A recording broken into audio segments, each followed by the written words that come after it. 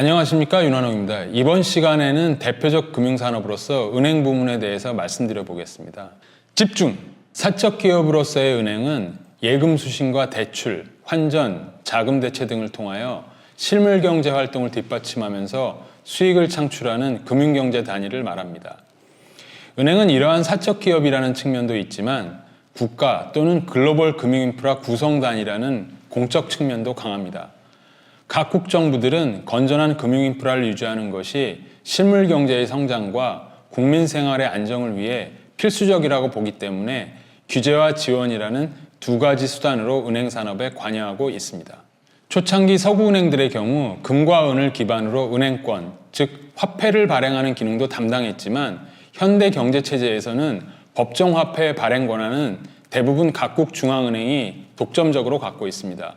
또한 중앙은행은 시중 상업은행들에게 대출을 해줄 수도 있는데 이때 적용되는 금리를 기준금리 또는 재할인율이라고 부르고 이는 각국 금융정책의 매우 중요한 지표이기도 합니다. 주식 투자 대상으로서의 은행은 대부분 상업은행들을 말합니다. 그러나 국가적으로 특수한 실물경제적 목적을 달성하기 위해 설립된 특수은행 또는 국책은행들이 주식시장에 상장되기도 합니다.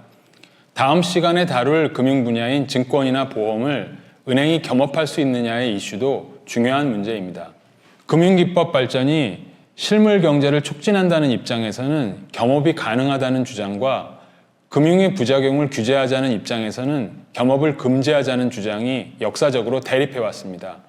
근래에는 대부분 국가들에서 겸업 허용 정책이 주류인 듯합니다.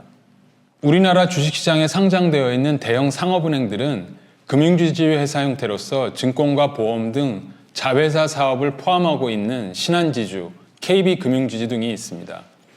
기업은행의 경우 국책은행이자 전업은행으로서 상장도 되어 있는 특별한 사례입니다. 미국과 유럽 등의 상장 상업은행들로서는 시티그룹, JP모건, HSBC, BNP 파리바 등이 있습니다. 이런 은행들도 순수 상업은행이라기보다는 증권 내지 투자은행 부문을 포함하고 있습니다.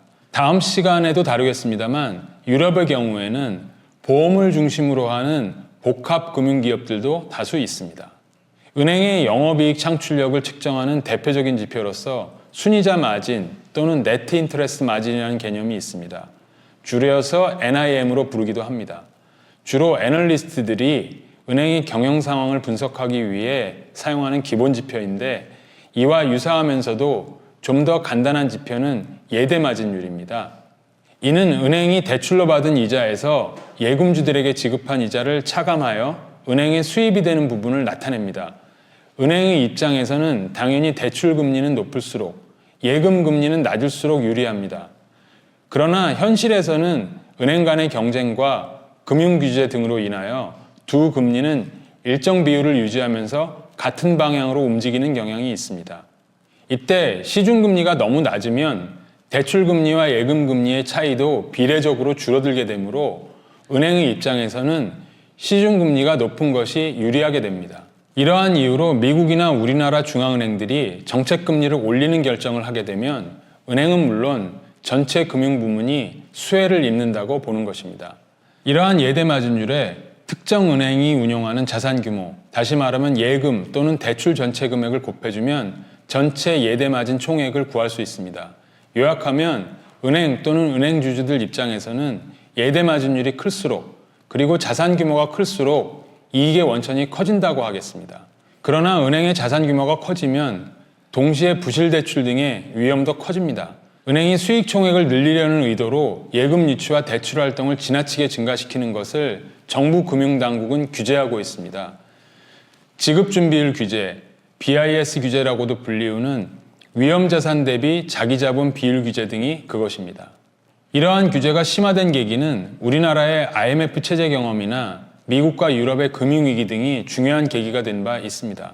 단순히 규제 차원이 아니라 투자자들의 입장에서도 은행 산업에 투자할 때는 전체 또는 개별 은행들의 위험 요인에 대해서 모니터링을 하고 있어야 합니다. 다음으로 전통은행에 도전하고 있는 신금융 플랫폼들에 대해서 말씀드려 보겠습니다. 핀테크라고도 하는데 이는 금융과 기술에 해당하는 영단어의 아분절들을 조합한 합성어입니다.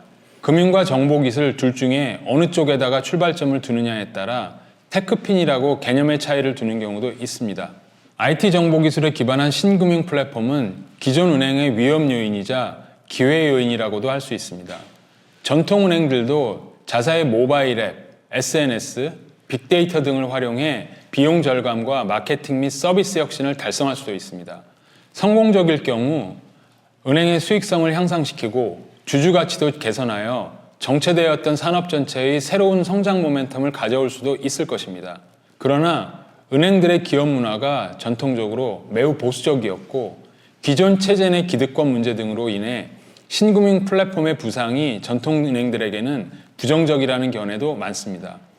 국내에서도 인터넷 전문은행 인가를 받고 영업 중인 카카오뱅크와 K뱅크 등이 새로운 패러다임으로 시장을 잠식해가는 추세입니다.